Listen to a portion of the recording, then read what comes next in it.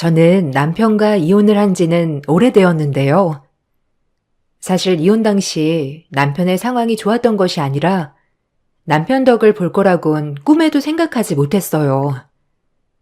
그러다가 이렇게 시간이 지나고 나서 남편의 덕을 보게 되니 참 신기하기도 하고 예전의 마음고생을 보상받는구나 싶은 마음도 드네요. 남편과는 대학과 CC였습니다. 남편과 같은 과 동기로 만나게 되었고 긴 연애 후에 결혼을 하게 되었어요. 결혼을 하고 난 후에도 순탄하지는 않았습니다. 오로지 저는 남편만을 보고 결혼을 결심한 것이었어요. 남편의 집은 홀어머니의 장남인 남편과 2명의 여동생들이 있었어요. 시댁의 모든 행사는 제 책임이었죠. 결혼을 하고 나서 시모는 말 그대로 시집살이를 시작하셨어요. 저도 일을 하고 있는 상황이었는데 그런 건 전혀 상관없이 매주 방문 강요, 행사 강요 등 모든 것들을 강요하기 시작하셨죠. 결혼하고 처음 맞는 시아버지 기일에도 시모는 저를 무지막지하게 부려먹었습니다. 야, 너는 하나밖에 없는 며느리라는 게 우습니? 전날부터 와서 준비를 해야지. 당일에 와가지고 허겁지겁 음식하는 꼴이라곤. 에휴. 어디 옛날 같아서 봐라. 욕 처먹고도 남았을 일인데 내가 이렇게 마음이 넓어서 다 이해하는 거다. 솔직히 요즘 세상에 나처럼 대인배 시모가 어디 있니? 어머님, 저도 일하고 있어요. 일하는 상황인데 낮에 와서 이렇게 음식하는 것도 쉽지 않아요. 눈치도 보이고요. 좀 이해를 더 해주세요. 제가 전날까지 와서 음식 준비하길 원하시면 저 일 그만두고 남편 혼자 벌라고 할게요.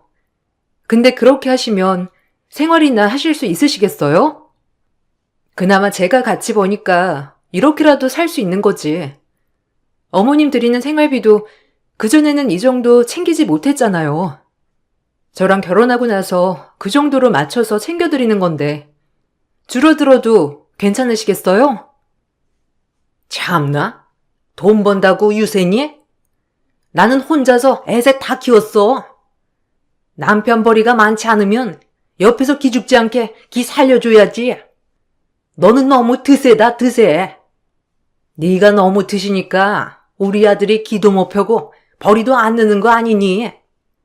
너같이 드센 애는 우리 아들 아니었으면 데리고 갈 사람도 없었을 거야. 아니 어머님, 무슨 말씀을 그렇게 하세요? 어머니, 저니까 남편 데리고 사는 거죠. 솔직히 어머님도 다 아시는 사실 아니세요? 계속 그렇게 말씀하시면 제가 너무 서운하죠. 누가 봐도 아닌 소리를 어머님이 하시니까 정말 서운하네요. 그러니 앞으로는 그렇게 말씀하시지 마세요. 아이고, 내가 다 늙어가지고 며느리한테 별소리를 다 듣는다.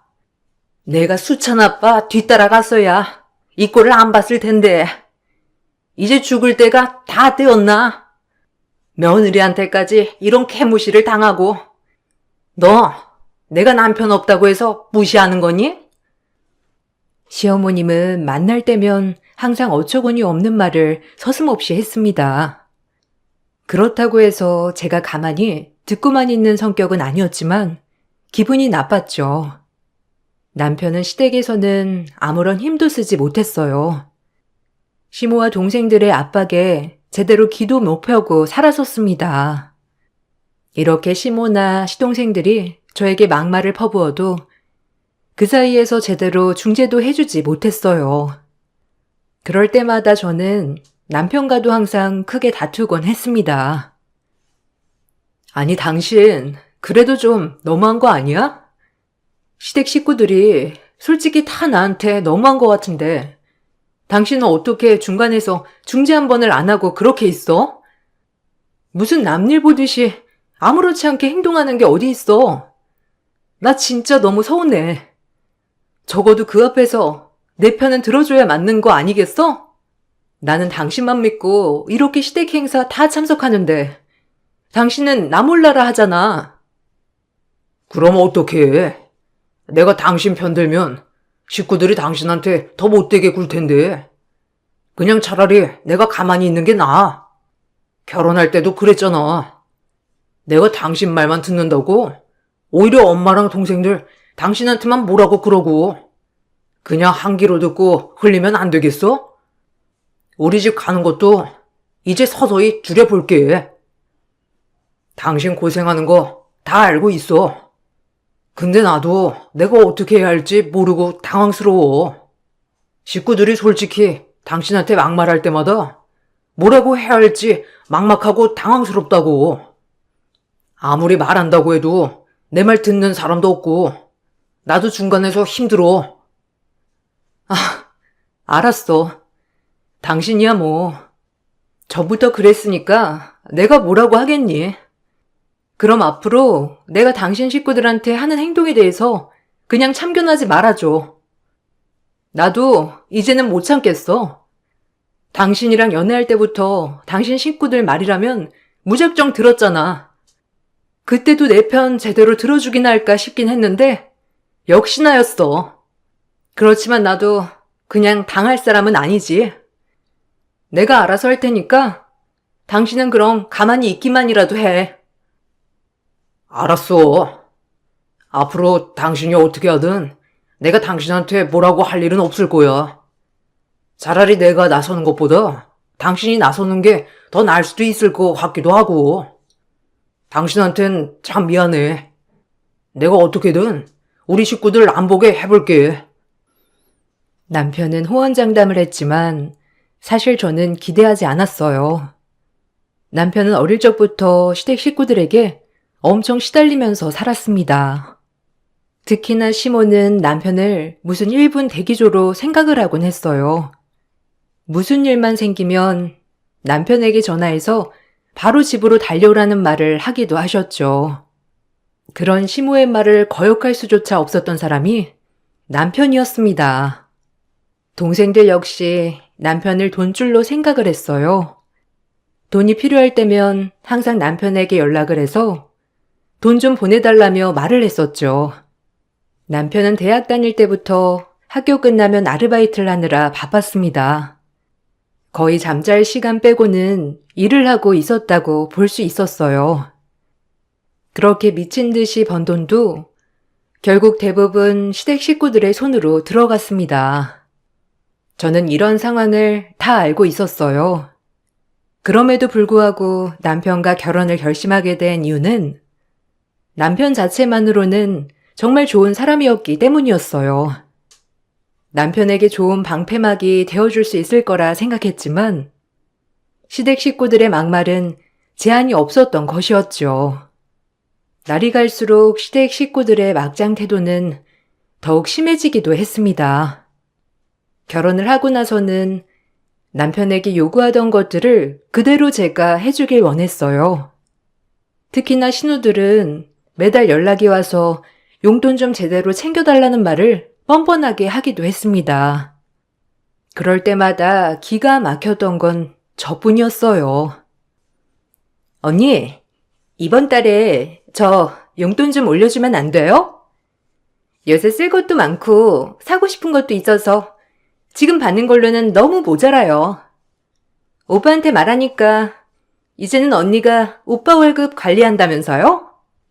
오빠가 예전부터 저한테 챙겨줬던 거라서 솔직히 갑자기 끊는 건 아닌 것 같고 매달 보내주던 용돈에서 조금 더 얹어서 보내줘요. 이건 결혼 전부터 해왔던 거니까 언니가 거절할 건 아닌 건 아시죠? 아가씨 이제 몇 살이죠? 이제 28살 아니에요? 지금쯤이면 대학도 졸업하고 취업을 해야 할 때 아니에요? 그런데 취업도 준비 하나 안 하고 그렇다고 공부를 하는 것도 아니고 아르바이트 하면서 생활비 버는데 부족해서 부탁하는 것도 아니잖아요. 그렇게 매일 집에만 있을 거예요? 아무리 그래도 자기 앞길은 자기가 챙겨야 하는 거 아니에요? 솔직히 공부하려고 돈이 필요한 거면 그 정도는 얼마든지 지원해 줄 수 있어요. 근데 그거 아니잖아요. 아가씨는 공부하려고 돈이 필요한 것도 아니잖아요. 취업을 하세요. 취업을 준비하는 거 아니라면 더더욱 필요 없을 것 같네요. 아니, 언니가 뭔데 오빠가 주는 용돈을 마음대로 막아요? 이건 언니가 아니라 저희 오빠가 주는 거예요. 다른 것도 아니고 동생을 위해서 챙겨주는 용돈 같은 거라고요. 그런데 왜 언니가 여기에 관여를 해요? 솔직히 웃긴 거 아니에요? 오빠가 매달 고생해서 버는 돈을 왜 언니가 관리를 해요? 오빠한테 주고 알아서 쓰게 해야지. 언니 혹시 우리 오빠가 번 돈 친정에 빼돌리는 거 아니에요? 아가씨, 영화를 많이 보신 것 같은데 저희 집은 다 일을 하고 있어요. 아가씨랑 동갑인 제 동생도 지금 취업해서 오히려 부모님 생활비를 드리고 있어요. 저도 못 드리고 있는 생활비를 우리 동생이 주고 있다고요. 저는 여기 시댁 챙기느라 바쁜데요. 그리고 아가씨 오빠 월급이 얼마인 줄이나 알고 그러세요? 시댁에 들어가는 돈도 다 못 벌고 있는데 제 돈에서 그거 채우고 있어요. 알고나 하는 소리냐고요. 오빠 돈 따로 관리한다고 하면 저도 충분히 그거 알아서 관리하라 할 수 있어요. 근데 그렇게 하면 시댁에 들어가는 돈이 줄어들 텐데 괜찮겠어요? 신우들은 정말 밑도 끝도 없이 용돈을 달라며 연락을 해왔던 적도 수십 번이었습니다. 그렇지만 남편은 그런 것들을 쳐내지 못했고 결국 남편의 월급은 제가 관리를 하게 되었어요. 그러다 보니 신우들에게 냉정하게 대할 수 있었던 것도 저였던 것이죠. 저의 냉정한 태도에 신우들은 정신을 차린 듯 했어요. 울며 겨자 먹기로 취업을 했다며 전해왔고 그렇게 알아서 잘 사는 줄로만 알았어요. 한동안 조용했던 시댁에 갑자기 난리가 난 것은 얼마 지나지 않아서였습니다. 신우들이 집을 나가버렸다는 소리와 함께 남편은 저에게 울며 불며 하소연을 하기 시작했죠. 무슨 일인지 알아봤더니 신우들이 일을 다닌다던 곳은 회사가 아닌 대출을 받아 자신들의 가게를 열었던 것이었어요. 근데 6개월도 되지 않아 망했던 거죠. 사업을 하면서 당길 수 있는 대출이란 대출은 다 남긴 상태였고 거기다가 카드론이며 개인 사채까지 모두 다 끌어다가 쓰고 있던 통에 결국 해결하지 못해 잠적을 한 상태였던 것입니다. 더욱 기가 막힌 것은 그 중에서 남편이 대출을 받아 빌려줬던 돈도 있었다는 것이었어요. 정말 미안해. 내가 입이 10개라도 당신한텐 할 말이 없어. 나도 동생들이 이렇게까지 할 거라곤 상상도 못했어. 사실 처음에 어렵다고 하면서 도움 요청했을 때는 대출 안 받아주려고 했었는데 동생들이 하도 마지막이라면서 사정사정해서 나도 어쩔 수가 없었어. 사업 정리하고 나서는 바로 갚아야 하는 돈이라고 하길래 급하다고 해서 빌려줬는데 이렇게 잠수를 탈 줄이야 상상도 못했다. 내가 어떻게든 동생들 찾아서 얼른 이 사태 해결하라고 할 테니까 너무 걱정하지 마. 아니, 어떻게 해결을 할 건데? 작심하고 도망친 사람들을 도대체 어떻게 찾을 거냐고. 거기다가 다시 돌아온다고 하더라도 걔네가 정신 차려서 갚을 거라고 그렇게 생각을 하는 거야? 나는 솔직히 걔네 정신 하나도 못 차릴 거고 돈 갚지도 않을 거라 생각해.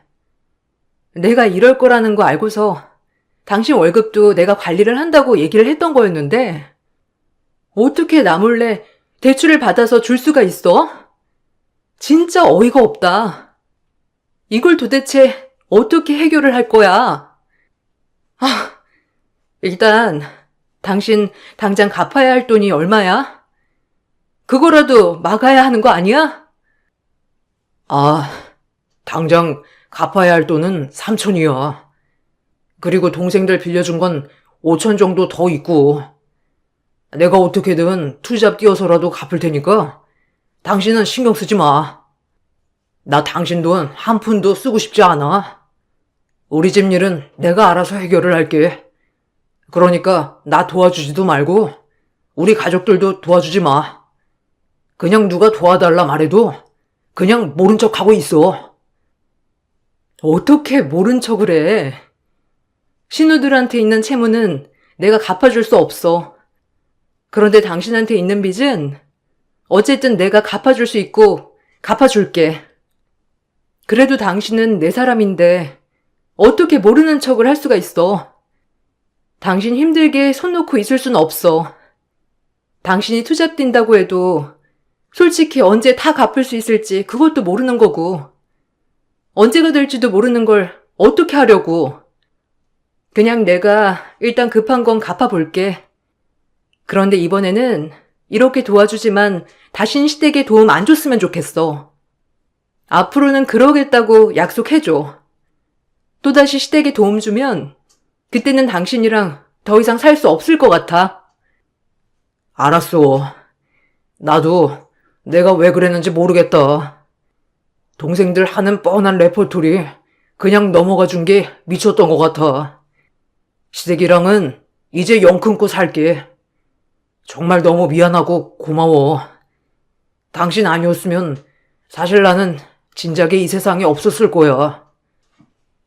그렇게 저는 남편과의 약속을 하고 나서 남편의 채무를 모두 청산했습니다.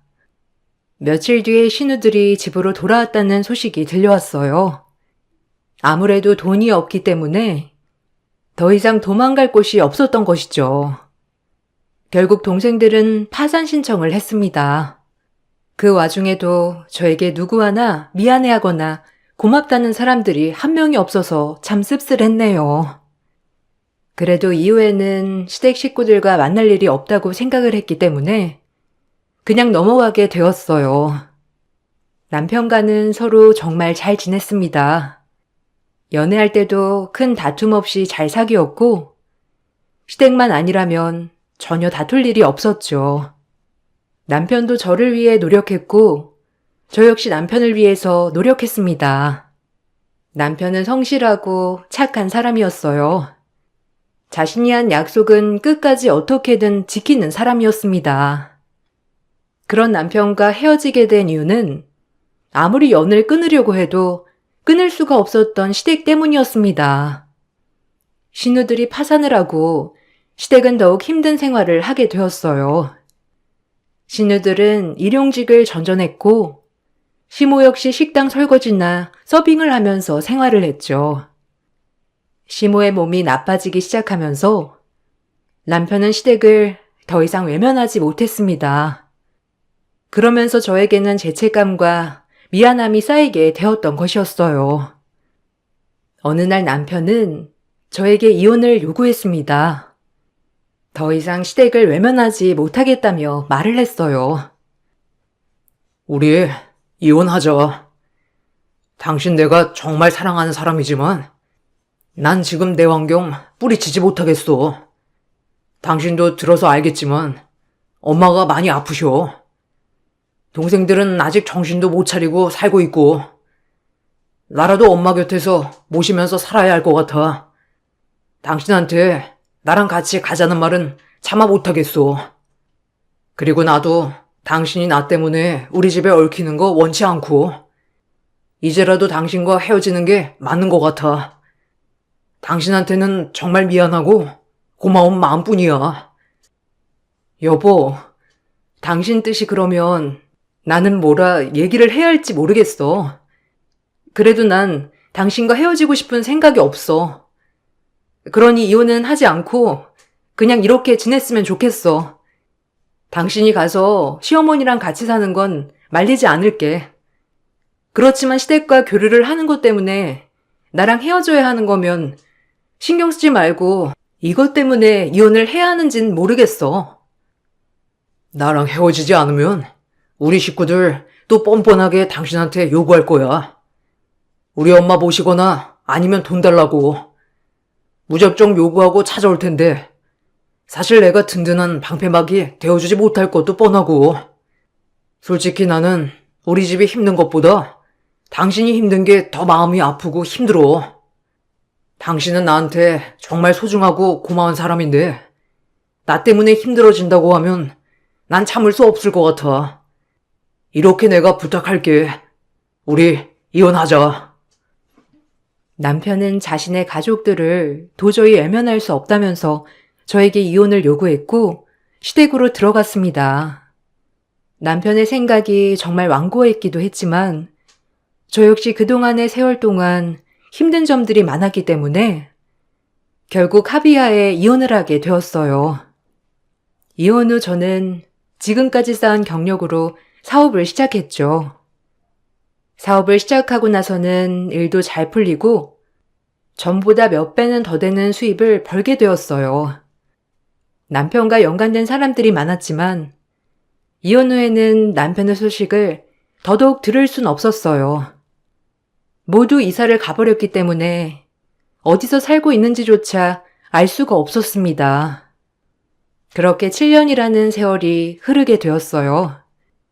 7년 동안 남편은 저에게 전화나 메시지 한 통 보낸 적이 없었어요. 그렇게 저는 남편을 한때 추억으로만 간직을 하게 되었죠. 그렇게 서서히 남편의 기억이 흐려지고 있었을 때쯤 어느 날 갑자기 경찰서에서 연락이 왔어요. 혹시 강수찬 씨라고 아시나요? 다름이 아니라 얼마 전에 집에서 강수찬 씨의 시신이 발견되었습니다. 가족분들과는 연락이 안 되고 지갑 안에서 연락처가 발견되어서 연락드립니다. 현재 전화 연결이 되는 가족분들이 없어서 이렇게 전화드린 거예요. 강수찬 씨와는 어떤 관계이신가요? 바쁘지 않으시다면 방문하셔서 신원 확인해 주실 수 있나요? 네? 시신이라뇨? 죽었다는 말이에요? 왜 그 사람이 죽은 상태로 발견된 거죠? 언제 발견되었는데요? 강수찬 씨는 제 전남편이에요. 저랑 이혼한 지는 7년 되었고 그동안 연락은 없었고요. 집도 이사를 가버려서 모르고 있었는데 왜 죽었어요? 사고인가요? 아니면 강수찬 씨가 병을 앓고 있었던 것 같습니다. 자세한 상황은 저희도 조사 중에 있긴 하지만 침입 흔적이나 혹은 다른 것은 아직 의심되지 않은 상황이고요. 수면 중에 돌아가신 것 같은데 그 전에 앓던 질병이 있으신 것 같습니다. 집주인분께 여쭤보니 며칠 뒤에 요양원에 들어갈 거라고 해서 집을 정리하려고 가셨다가 발견하셨던 모양이더라고요. 어찌되었든 신원 확인을 해야 하니 방문하셔서 확인 좀 해주시길 부탁드립니다. 저는 갑작스러운 남편의 사망 소식에 정말 크게 놀랐죠. 가족들과도 아무런 연락이 닿지 않는다는 소리를 듣고 놀라기도 했어요. 그대로 시신 인계가 안 되면 곤란하다는 말을 듣고 바로 달려가 남편의 신원 확인을 했습니다. 안치실에서 본 남편의 얼굴은 정말 처참했습니다. 저와 헤어질 때보다 훨씬 더 마른 몸과 얼굴을 보며 오열하지 않을 수 없었어요. 더욱 제 마음을 슬프게 했던 것은 남편 손에 결혼 반지가 그대로 껴있었다는 것이었어요. 발견 당시 남편의 소지품을 확인해 보니 가지고 있던 지갑 안에는 제 사진이 여러 장 들어 있었습니다. 경찰 측에서 겨우겨우 남편 가족들과 연락이 닿아 시신 인계를 요청했지만 시모와 신우들 모두 시신 인계를 포기했다고 했죠. 인계가 되지 않으면 결국 무형고자로 처리가 될 수밖에 없다는 사실을 알고선 저는 시모를 찾아가게 되었습니다. 네가 여긴 웬일이냐? 네 남편, 아니 전 남편 시신 인계받으라고 설득하려고 왔니? 우리는 돈 없어서 인계받을 수 없다. 돈도 없는데 어떻게 장례를 치러주겠니? 거기서 알아서 장례도 해준다고 하니 인계 안 받겠다고 했다. 어차피 너는 남이니까 여기 와서 이렇게 있을 이유가 있니? 이제 와서 네 남편 불쌍하든? 상관하지 말고 가. 아니, 어떻게 그러실 수 있어요? 남편이 그래도 몇 개월 전까지 일한 돈 당신네들한테 다 보내줬다면서요. 당신네들 생계 다 책임지면서 일했는데 어떻게 그렇게 하실 수 있으세요? 남편 병 걸려서 치료받아야 했는데 그것도 받지 못하게 하신 것 같던데 당신네들이 사람이야? 남편이 지금까지 그렇게 노력을 해줬으면 장례라도 제대로 치를 수 있게 도와줘야지. 제발 실신 인계 받아주세요. 가족 아니면 인계받을 수 없다고 하니까 부탁합니다. 우린 돈 없다니까. 그렇게 인계받고 싶으면 내가 사인은 해줄게. 근데 장례 비용 네가 다 내. 아니 네가 낼지 안 낼지 모르니까 지금 돈으로 여기 집에 가지고 와. 그러면 내가 시신 인수 받아서 장례 치르게 해주지. 그런 거 아니면 나 절대로 인계 안 할 테니 그렇게 알아라. 시모는 장례식에 필요한 돈과 생활비 지원을 해주지 않는다면 남편을 인계받지 않겠다고 했어요. 저는 남편의 장례를 위해서 시모에게 돈을 드리고 남편을 인계받을 수 있도록 했죠. 남편 측 친인척은 없었지만 남편의 직장 동료들과 저희 친정 식구들이 모여 남편의 장례를 치러 주었습니다. 그래도 남편의 가는 길이 외롭지 않을 수 있도록 모두 함께해 주었죠. 장례가 진행되는 와중에도 시댁 식구들은 오지도 않았습니다. 그렇게 남편의 장례가 끝이 나고 저는 남편의 소지품을 정리하기 위해 남편이 살았던 곳에 가게 되었어요. 그곳에서 정리를 하다가 남편이 저에게 남겼던 편지들을 발견하게 되었습니다. 편지 속에는 저에 대한 미안함과 고마움, 그리움이 모두 담겨 있었습니다. 그리고 남편과 연애를 할 때 썼던 데이트 통장이 그곳에 있었죠. 제 이름으로 만들었던 통장이지만 이제는 거래를 거의 하지 않는 통장이라 잊고 있었어요. 그런데 최근까지도 거래한 내역이 있어서 저는 은행으로 가 내역을 확인해 보게 되었습니다. 잔액을 확인해 보니 그 안에는 1,000만 원이 들어 있었어요. 무슨 일인가 싶었던 순간에 남편의 보험사에서 전화가 왔습니다. 바로 사망보험금 수령 안내 전화였어요. 강수찬 씨 보험 담당자입니다. 강수찬 씨 사망보험금 수령인이셔서 연락드렸습니다. 서류 안내해 드릴 테니 첨부하시고 보험금 받아가시면 됩니다. 강수찬 씨가 가입을 했던 보험이 좀 있는데 내역은 다 알고 계시나요? 모든 보험금 수령자가 고객님으로 되어 있는 상태라서 아마 한번 확인을 해보시는 것이 좋을 것 같습니다. 네? 어떻게 제가 보험 수령인인가요? 저는 7년 전에 이혼해서 이미 남남인데요. 그런데 제가 받아도 되는 건가요? 다 제가 수령인으로 되어 있다는 소리는 무슨 소리인가요? 저는 그런 말 들은 적이 없었는데요. 아, 강수찬 씨가 가입하실 때 사모님 이름이라고 말씀하셨는데 이혼하신 상태셨군요. 어쨌든 가입하신 강수찬 씨가 수령인으로 고객님 정보를 주셨기 때문에 그렇게 되어 있습니다. 하나가 아니라 몇 개 있는데 고객님께서 한번 보시는 게 좋으실 것 같네요. 궁금하신 사항은 방문하시면 자세하게 내용 안내해 드리겠습니다.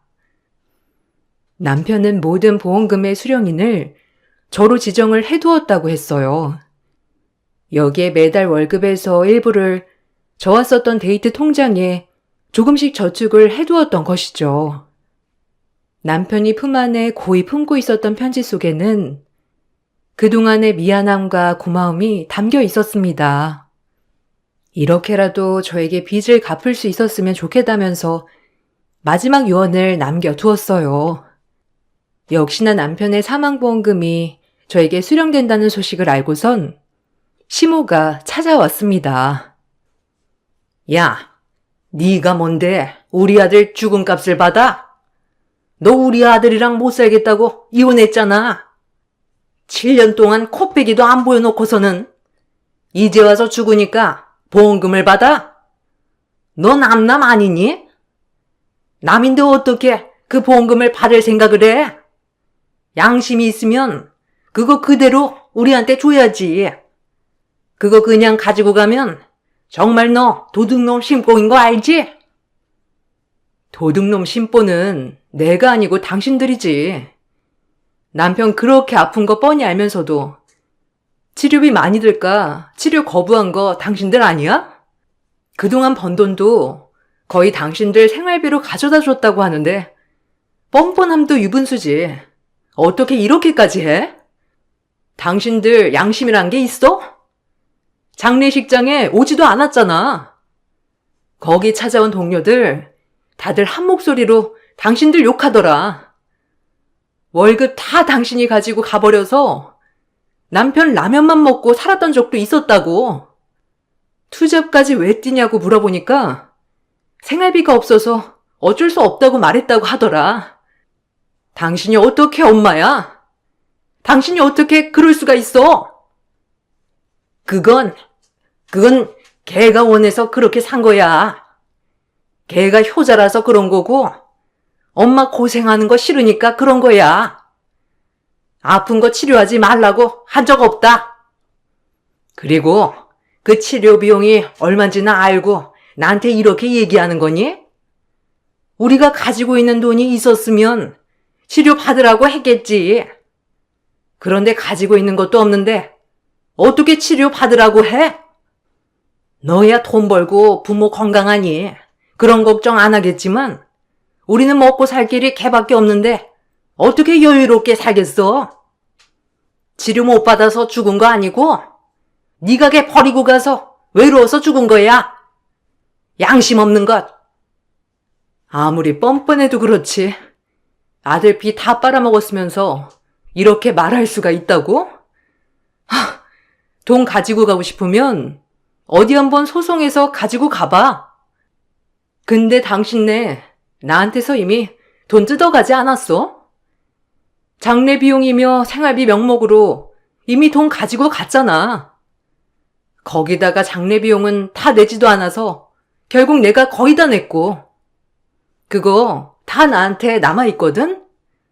소송해서 돈 가지고 가. 근데 나도 당신네들 대신해서 납부한 돈을 어떻게든 청구할 거니까. 시모는 저에게 보험금을 모두 주라며 말을 했지만 뻔뻔한 시모의 태도를 보며 절대로 남편의 보험금을 줘서는 안 된다고 생각이 들었어요. 돈을 받고 싶거든 소송을 하라고 말을 하니 아무 말도 못하고 뒤돌아 가버리는 시모를 보면서 사람은 역시나 달라지지 않는구나 싶었습니다. 남편이 남겨둔 돈은 사용도 하지 못한 채 그대로 두고 있었던 상황이었어요. 그렇게 몇 달이 지나고 연락도 닿지 않았던 신우들의 연락이 왔습니다. 언니, 잘 지내고 있어요? 오빠 장례 치렀다는 건 들었어요. 염치가 없어서 찾아가지 못했고 멀리서 장례하고 있는 건 봤어요. 다름 아니고 엄마 얼마 전에 사고로 돌아가셨어요. 그래도 언니한테는 말해야 할 것 같아서요. 오빠가 언니랑 헤어졌을 때 있잖아요. 엄마가 자기 암 걸렸다고 거짓말해서 오빠가 집에 온 거였어요. 그래야 오빠 돌아올 거라면서 엄마가 그랬거든요. 나중에 그 사실 알고 오빠가 정말 힘들어했어요. 언니한테 말하려고 했는데 오빠가 차라리 잘 됐다고 말하더라고요. 아무튼 미안했어요. 왜 저한테 그런 이야기 아무것도 말 안 한 거예요? 그럼 어머니 거짓말 때문에 지금 이렇게 되었다는 거예요? 어떻게 그럴 수 있어요? 아가씨도 정말 너무하네요. 오빠가 그렇게 평생을 고생하면서 살았는데 결국 어머니 모신 건 아가씨들도 아니고 남편이잖아요. 어떻게 그럴 수 있어요? 언니, 미안해요. 그래도 저희 벌 받나 봐요. 엄마도 죽을 때까지 고통스럽게 앓다가 가셨어요. 그리고 엄마가 빚을 꽤 많이 남기셨어요. 개인 사채까지 쓰셨던 통에 저희한테 협박도 들어오고 있고요. 언니, 미안한데 오빠 보험금 아직 다 안 썼죠? 저희 한 번만 도와주면 안 돼요? 엄마도 없고 저희 기댈 곳이 아무것도 없어요. 오빠 보험금 많이 나왔잖아요. 그거 언니 돈 아니고 오빠 목숨값인데 조금만 도와주세요. 결국 나한테 도와달라고 말하려고 연락한 거네요. 네, 맞는 것 같네요. 어머님이고 아가씨들이고 다들 벌 받는 것 같네요. 그렇게 오빠가 힘들어할 때는 외면하더니만 결국 자신들 힘들 때만 이렇게 연락하고 저 도와줄 수 없습니다. 더군다나 당신네 오빠 목숨값으로는 더더욱 도와줄 수 없을 것 같네요. 그게 당신네들 오빠가 원하는 거라서 저한테 남겼을 거고요. 끝까지 벌 받으세요. 신우들은 자신들의 잘못을 말하며 용서를 구하였지만 정작 연락을 했던 목적은 도움을 받고자였어요. 저와 헤어지게 된 것도 시모의 거짓말이었다는 것, 결국 남편을 사지로 몰아넣었던 것은 시댁 식구들이었다는 것을 알고 나서는 시댁 식구들에 대한 정이 다 떨어졌습니다. 나중에 알고 보니 결국 신우들은 밤낮으로 미친 듯이 일을 하면서 빚을 갚고 생활하고 있다고 하더라고요. 남편이 남긴 사망보험금 일부는 남편과 같은 환경에 처한 아이들을 도와주기 위해 기부를 했습니다. 생각보다 많은 아이들이 부모의 빚 때문에, 생계 때문에 일찍 일을 시작하는 경우가 많더라고요. 그 아이들에게 끝까지 공부를 할 수 있도록 도움을 주게 되었죠. 그리고 그와 연관된 제 사업에도 좋은 일들이 계속 생기고 있습니다. 아마 세상을 떠난 남편이 저에게 미안하고 고마운 마음이 컸다 보니 그 마음이 보답으로 돌아온 게 아닐까 생각을 하고 있어요. 유난히 남편이 보고 싶은 날입니다. 그곳에서는 잠을 자는 것이나 마찬가지니 막중한 책임감을 모두 벗어던지고 편하게 쉬었으면 좋겠네요. 저의 긴 사연을 들어주셔서 감사합니다.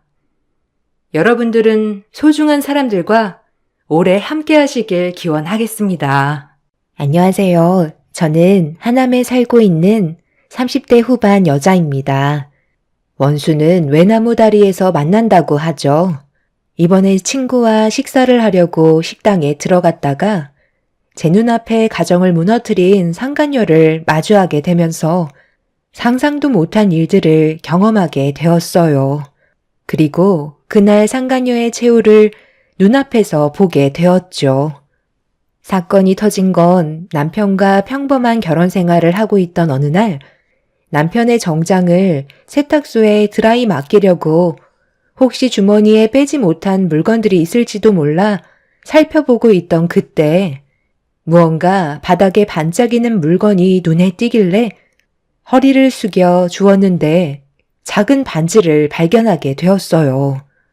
처음 보는 반지였는데 남편이 저에게 선물을 주려고 준비한 게 아니라는 걸 알 수 있었던 이유는 반지가 제 손가락에 맞지 않았어요.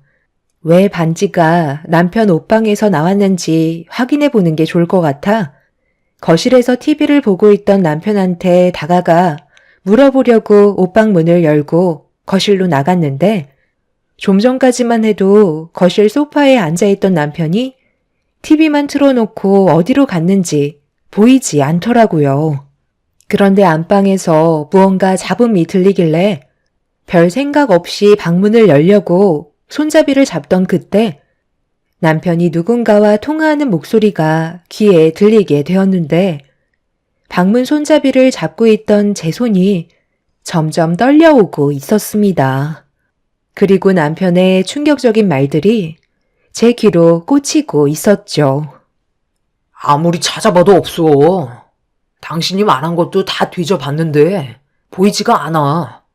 그 사람이 만약에 반지를 찾았다면 분명 성격상 나한테 물어봤을 거야. 그럼 나는 그냥 주웠다고 대충 둘러댔을 텐데 보석함에도 없는 걸로 봐선 그 사람도 반지를 찾은 것 같진 않아. 나한테 없는 게 확실한 것 같아. 그러니까 잘 끼고 있었어야지. 손을 씻는다고 그 반지를 하필 정장 주머니에 넣으면 어떡해? 꽤 비싼 돈 주고 샀던 반지였는데. 뭐 어쩔 수 없지. 다시 하나 사줄게. 일단 그 사람 옷방에서 나올 것 같거든? 내가 여기에서 괜히 보석함 뒤지고 있는 거 들키기라도 하면 쓸데없는 오해를 받게 되니까 나중에 다시 연락하자. 나도 당연히 보고 싶지. 주말인데 나는 당신한테 가고 싶지 않겠어? 이따가 친구가 술 한잔 하고 싶어 해서 잠깐 나갔다 온다고 핑계 대면 되니까 조금만 기다려줘. 그래, 알았어. 최대한 빨리 가도록 할게. 나야 당연히 자기를 더 많이 사랑하지. 이따가 저녁에 만난 김에 커플 반지나 다시 보러 가면 되겠다. 결혼 8년 차였지만 남편의 이중 생활을 전혀 모르고 살아왔던 저는 너무 큰 배신감에 온몸이 굳어버렸고 그 자리에서 빨리 벗어나야 하는데 몸이 말을 듣지 않을 정도로 충격을 받았는지 결국 거실 방문을 열고 급하게 나오는 남편과 눈이 마주쳤습니다.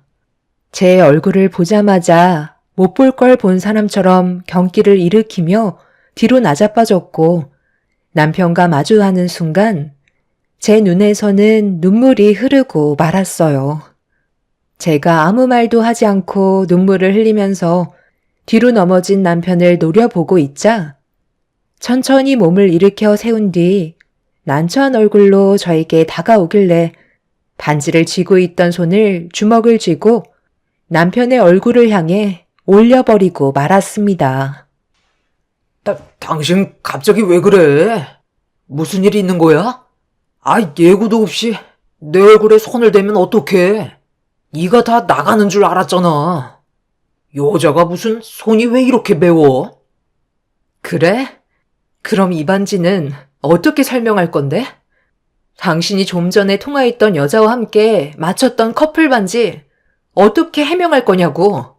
이거 찾겠다고 내 보석함까지 뒤져? 그리고 뭐라고? 나보다 그 여자를 더 사랑한다고? 언제부터였어? 그 여자랑 만나고 있던 게 언제부터였냐고.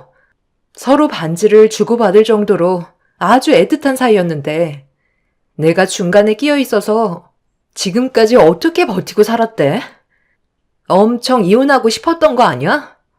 이게 뭐라고 시간을 낭비하면서 이중생활을 했냐고.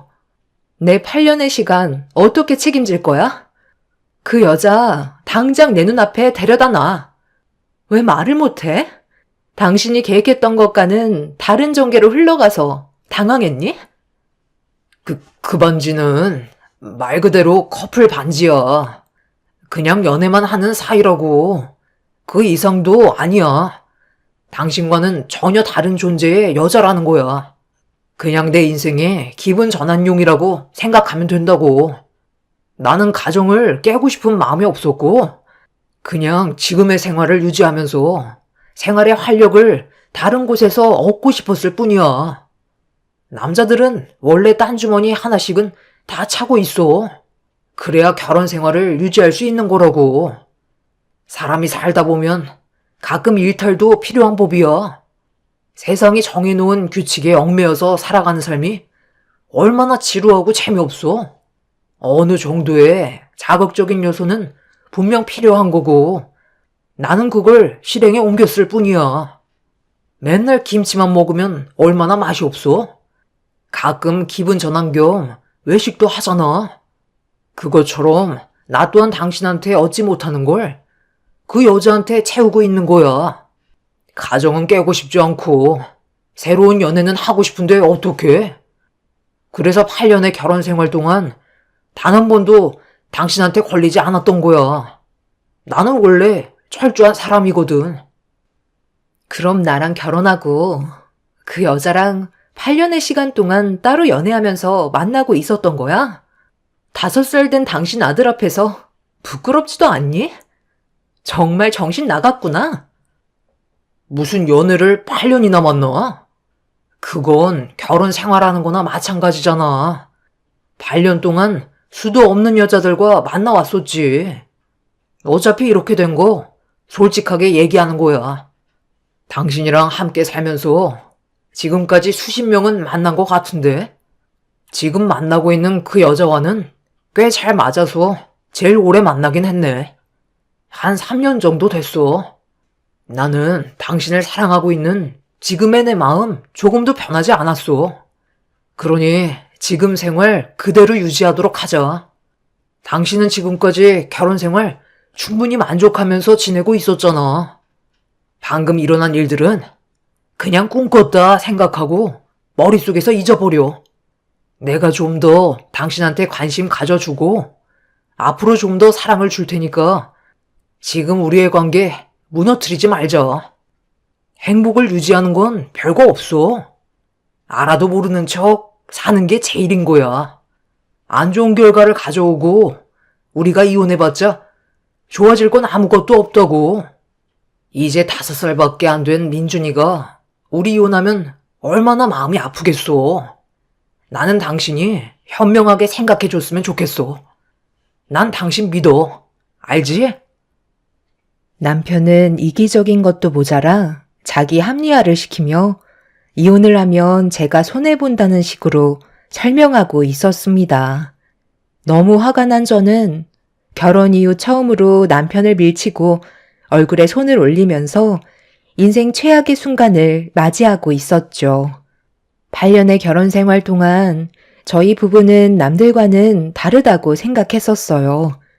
잠깐 주위를 살펴보더라도 바람 때문에 이혼하는 가정들이 꽤 있었는데 저희 부부는 절대 그런 일이 없을 거라는 착각 속에 빠져 살아왔던 거였죠. 그날 평생 동안 흘릴 눈물을 전부 다 쏟아내었고 남편은 그런 저를 보면서 지금의 가정을 깨서 아이한테 아픔을 주지 말라며 이런 와중에 상간녀와 만나기로 한 약속에 늦겠다며 준비를 하고 있었습니다.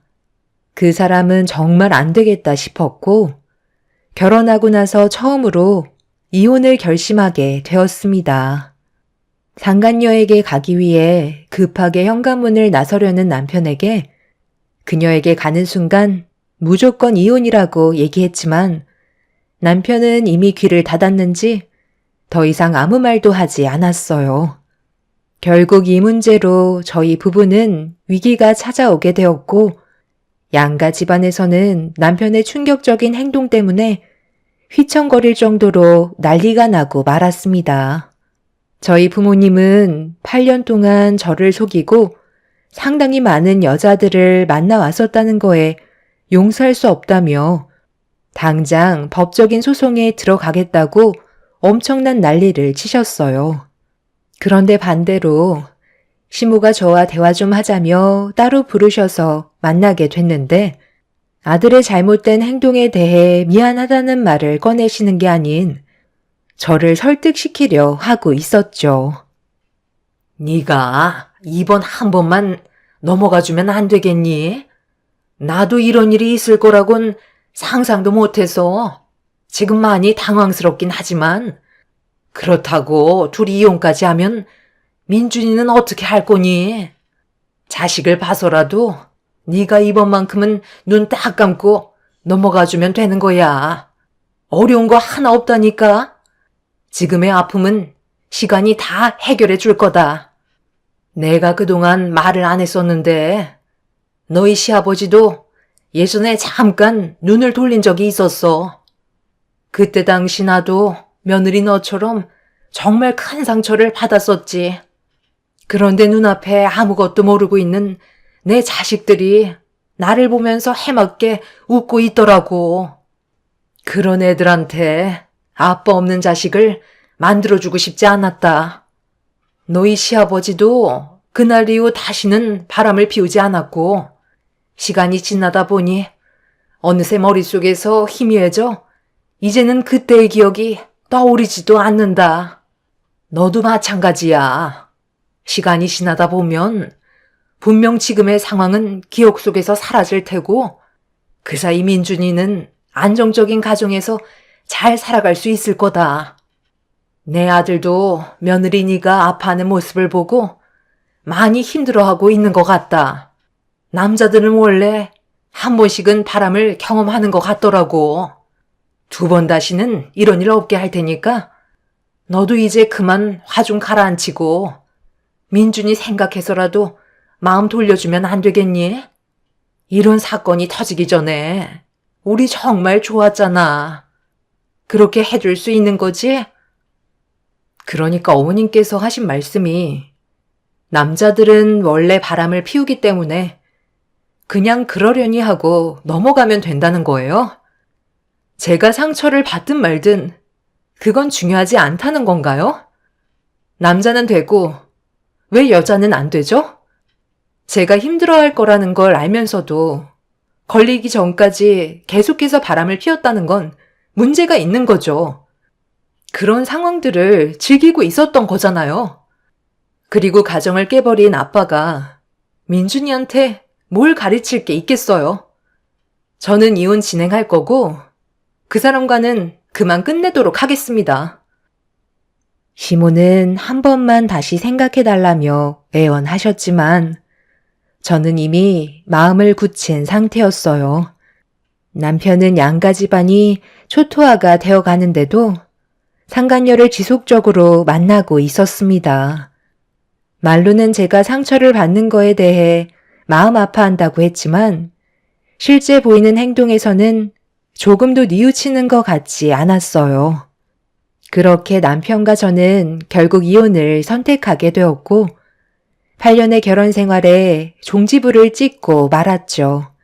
그리고 해결되지 못한 또 하나의 문제를 처리하기 위해 남편이 끝까지 숨기려 했던 상간녀를 찾아내 소송을 걸게 되었습니다. 그 여자는 자기 잘못은 하나도 없다며 오히려 저한테 더 큰 목소리로 소리치고 있었어요. 나 참, 내 잘못은 하나도 없다니까? 나를 먼저 꼬신 게 저놈이라고. 왜 내가 피해를 봐야 하는 건데? 저놈만 아니었어도 이미 나는 더 능력 좋은 남자 만나서 떵떵거리며 살았을 거야. 피해자는 오히려 나라고. 남자 하나 간수 못해서 일을 이 지경까지 만들어? 그쪽이 헛바람 들지 않게 울타리 안에 잘 데리고 살았으면 이런 일은 없었겠지. 그쪽이 여자로서 매력이 없다는 건 생각 안 해봤지? 남자들이 왜 밖으로 도는 건지 생각이나 해봤어?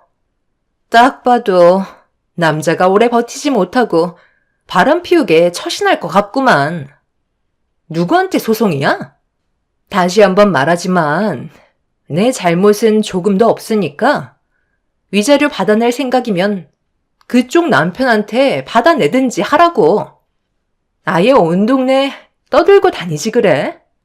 내가 매력이 없어서 남편 하나 제대로 간수 못해서 8년 동안 다른 여자들 만나고 있었다고. 죄다 소문 퍼트리라고. 별것도 아닌 일로 사람을 오라가라 하고 있어.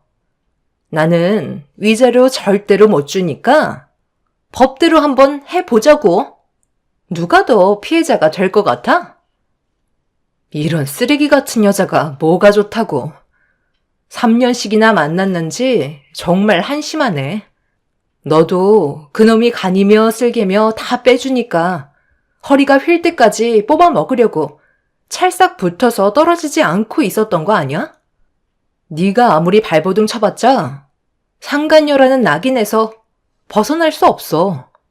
평생 남의 남자 등쳐먹다 세상 하직하겠지. 상간녀는 제 삶을 끝까지 쫓아와 무너뜨리겠다며 난리를 쳤지만 저는 눈 하나 깜빡하지 않았습니다. 남편과 상간녀의 끝은 결국 좋지 않은 결과로 끝이 나게 되었고 상간녀 소송으로 위자료까지 받아낸 다음 그렇게 2번 다시 마주치지 않길 바랐습니다.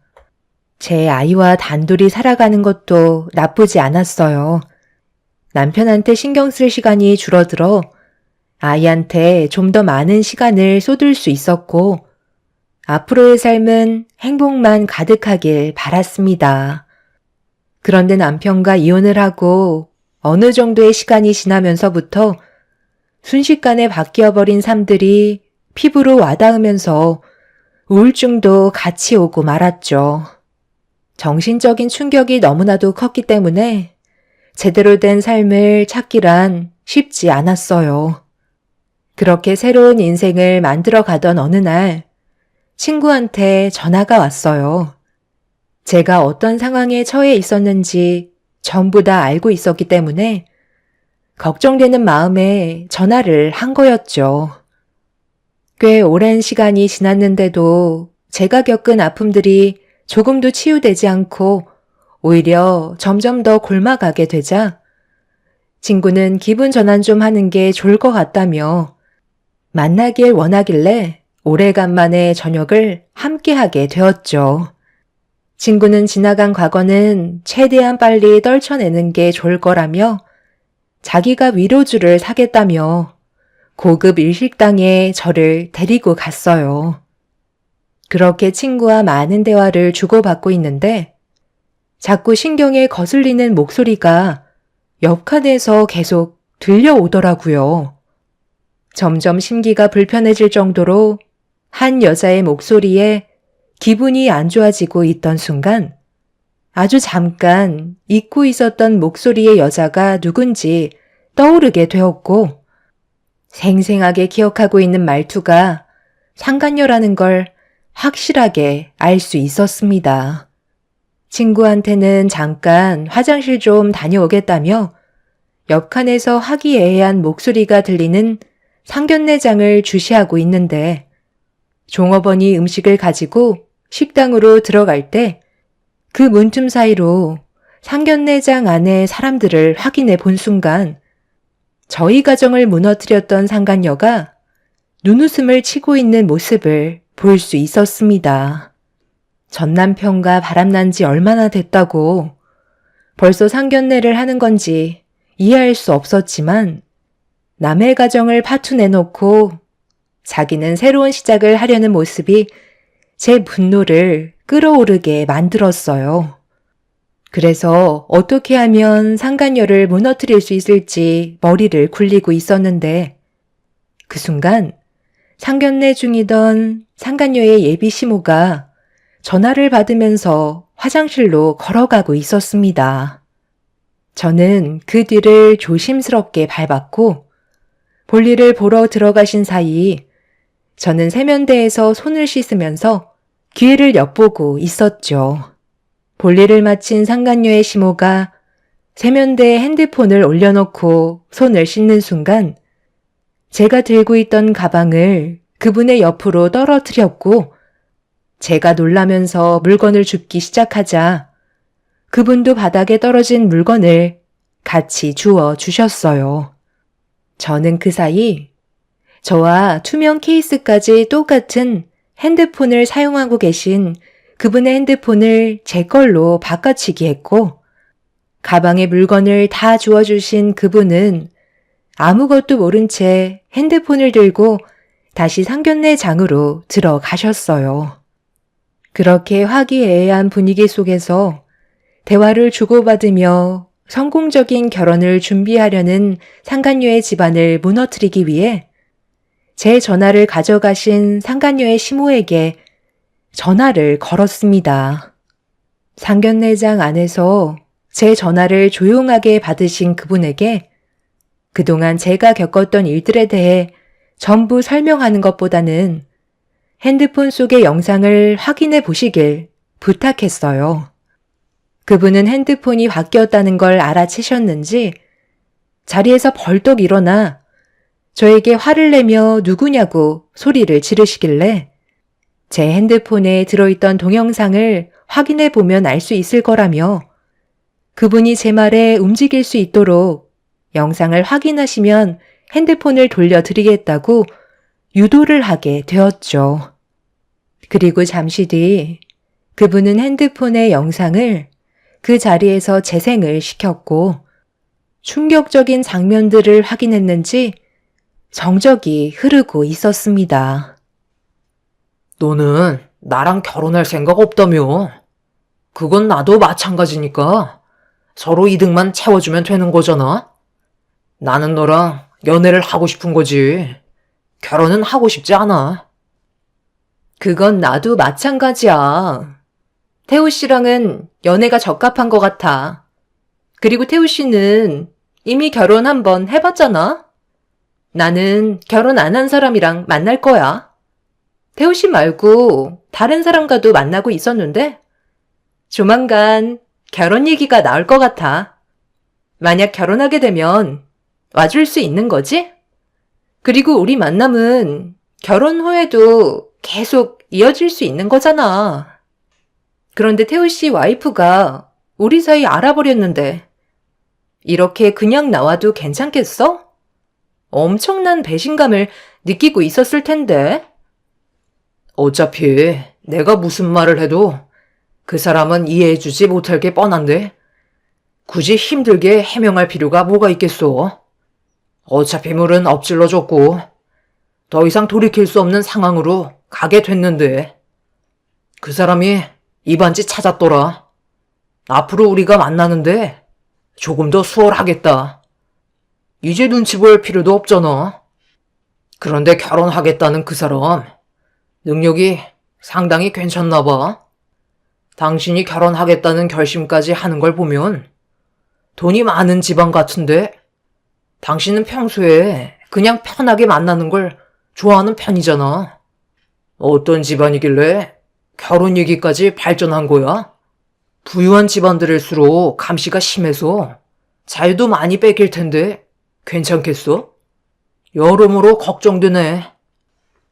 놀라지 마. 판검사 집안이야. 나랑 결혼하기로 약속한 사람은 지금 현재 검사 출신이고 법조인 집안과 결혼을 해야 나중에 여러 가지 문제거리들이 생겨도 빠져나갈 수 있는 구멍이 많을 거 아니야. 태우 씨도 문제가 생기면 나한테 말해. 내가 좋게 얘기해서 뒤에서 전부 다 처리해 줄 테니까. 내가 왜 결혼을 결심했겠어? 이번에 제대로 물은 만큼 절대 놓치고 싶지 않아. 그 집안들 공부만 해와서 그런지 여자를 너무 모르더라고. 내가 꼬리 한번 치면 그냥 나가 떨어진다니까. 상견례장에서 울려 퍼진 남편과 상간녀의 대화에 판검사 집안 식구들은 상당히 놀란 듯 목소리가 점점 커지고 있었습니다. 남편이 바람을 피웠다는 사실을 알게 된 이후 차에 있던 블랙박스에 혹시라도 증거물이 남아 있을까봐 확인을 해봤는데 하나도 지우지 않고 그대로 보존되어 있었더라고요. 그만큼 남편은 상간녀를 만나고 있던 거에 대해 떳떳하다고 생각했었는지 신경을 쓰고 있지 않았었죠. 상간녀의 시모는 제 핸드폰에 있던 영상 몇 개를 더 확인하게 되었고 잠시 뒤 상견례장 안에서는 엄청난 폭풍이 휘몰아치기 시작했어요. 판검사 집안 사람들은 상간녀의 대범한 행동들에 대해 절대로 용서할 수 없다며 분노했고 상간녀는 이미 헤어진 상태라면서 지금은 다른 남자는 절대 만나지 않는다고 위기에 몰린 상황을 빠져나가려 애쓰고 있었습니다. 정말이에요. 믿어주세요. 지금 만나는 사람 단 한 명도 없어요. 과거는 누구나 다 있을 수 있는 거잖아요. 그냥 지나간 일들이니까 크게 신경 쓰지 않아도 되세요. 형욱 씨가 저 얼마나 좋아하는지 어머님도 잘 아시잖아요. 과거는 신경 쓰지 않는다고 했었다고요. 그러니까 이번 일은 그냥 덮어주세요. 지금 내가 두 눈으로 봐선 안 될 것들을 보고 들었는데 그냥 덮어달라고? 너, 우리 집안이 그렇게 만만한 집안인 줄 알아? 내 아들이 너를 하도 좋아해서 다른 조건 하나도 안 보고 오로지 인간성은 좋은 것 같아 딱딱한 우리 집안 분위기를 풀어줄 정도로 괜찮은 성격을 가지고 있어서 받아주려 했는데 내 아들을 만나면서 다른 남자와 계속 만남을 유지하려 했다고? 지금 당장 만나는 사람이 없다고 해서 그 성격 어디 갈 것 같니? 어쩐지 남자 다루는 솜씨가 보통이 아니더구만. 그 많은 꼬리를 숨기려 해봤자 결국 도로 나오게 될 테고 우리 집안도 영상에 나오는 집안처럼 초토화가 됐겠지. 아들, 이건 명백히 사기 결혼이니까 이번 일을 쉽게 넘어가지 않았으면 좋겠다. 저런 여자들은 사회에 발도 못 붙이게 먼지처럼 사라져버리게 만들어야 한다고. 법조인을 상대로 지금 그런 추악한 짓을 저지르려 했다는 거야? 내가 아무리 여자를 모른다고 해도 그렇지. 나랑 결혼을 한 이후에도 다른 남자와 만남을 계획하고 있었던 게 말이 돼? 네가 이렇게까지 쓰레기인 줄 몰랐어. 어머니, 저 집안 사람들 더 이상 볼 필요 없으니 저희 이만 그만 나가시죠. 상견례장의 문을 여는 순간 문 앞에 서 있는 저와 눈이 마주친 판검사 집안의 시모는 영상 속의 피해자가 저라는 걸 바로 알아차렸고 그동안 정말 고생이 많았다면서 더 이상의 피해를 받지 않게 도와줘서 고맙다며 제 손을 잡아 주셨네요.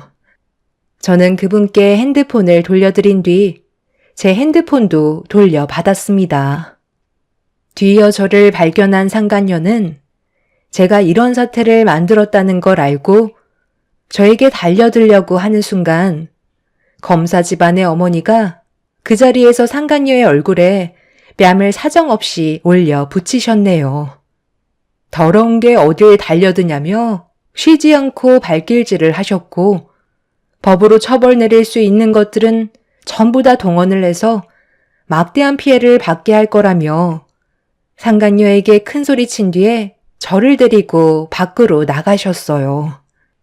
친구는 화장실을 가겠다고 했던 제가 상간녀에게 복수를 하는 모습을 보고 놀랐는지 저에게 달려와 상간녀 집안에게 또 다른 피해를 받게 될까봐 밖으로 나온 저보고 다른 곳으로 서둘러 장소를 옮기길 원하길래 친구의 뒤를 따라가려 하는데 판검사 집안의 어머니께서 저에게 명함 하나를 주시더니 상간녀에게 혹시 모를 피해를 받게 되기라도 한다면 전화 달라며 상간녀의 집안에 더 큰 피해를 주겠다고 저에게 도움을 주려 하셨어요.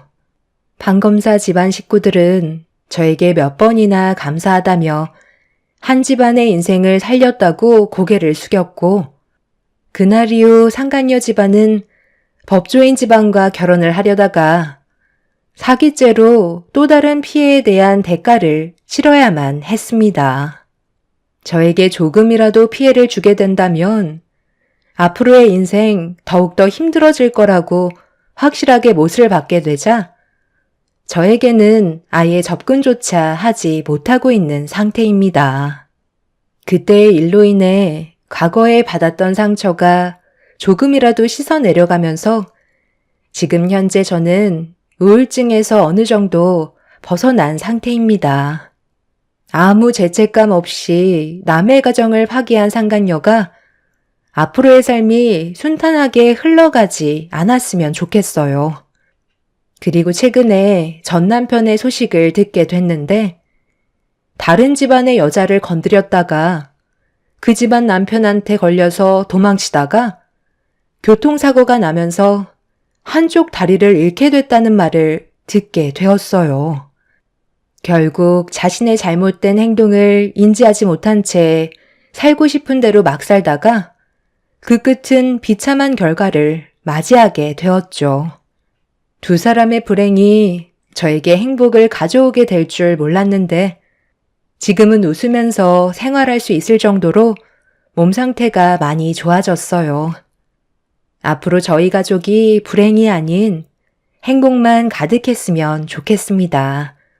여러분들의 가정에도 언제나 축복이 함께 하시길 바라며 제 사연을 마치겠습니다.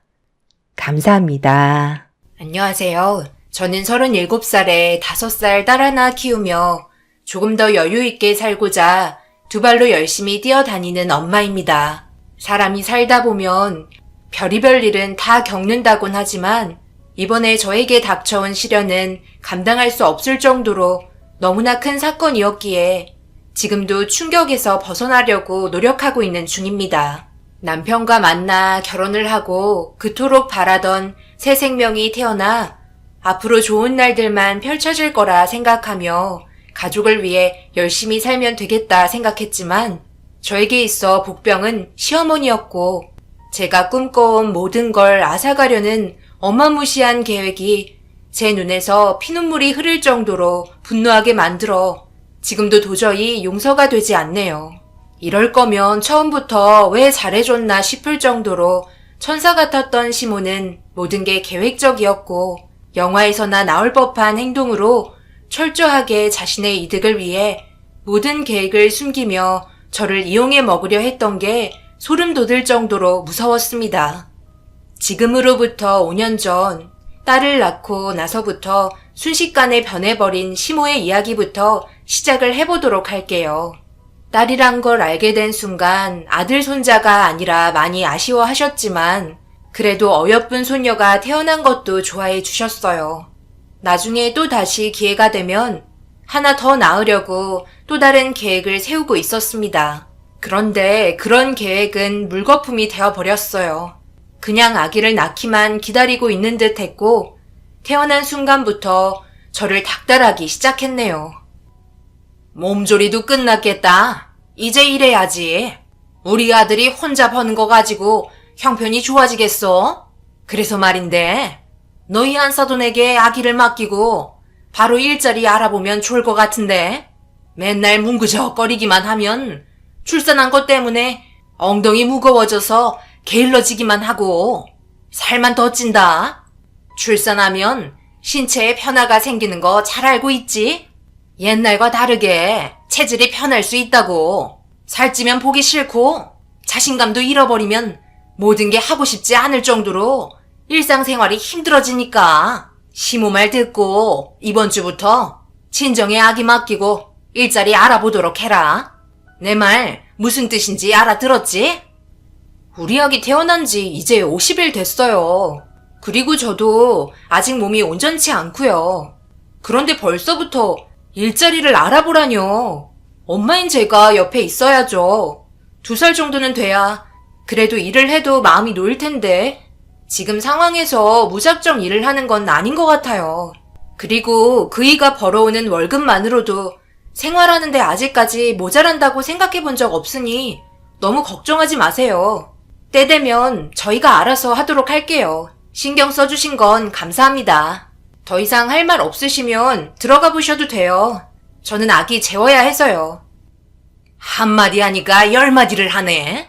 시모가 다 생각이 있어서 하는 말인데 그렇게 토를 달고 기분 나쁘다는 듯이 인상 쓰면 되겠니? 결혼할 때부터 오냐오냐 해줬더니 기가 살아서 시어머니 만만하게 보는 거야? 내가 결혼 전에도 뭐라고 그랬어? 시애미가 옳은 말을 하건 틀린 말을 하건 네가 마음에 들지 않아도 일단 내부터 하라고 귀에 못이 박힐 정도로 얘기하지 않았니?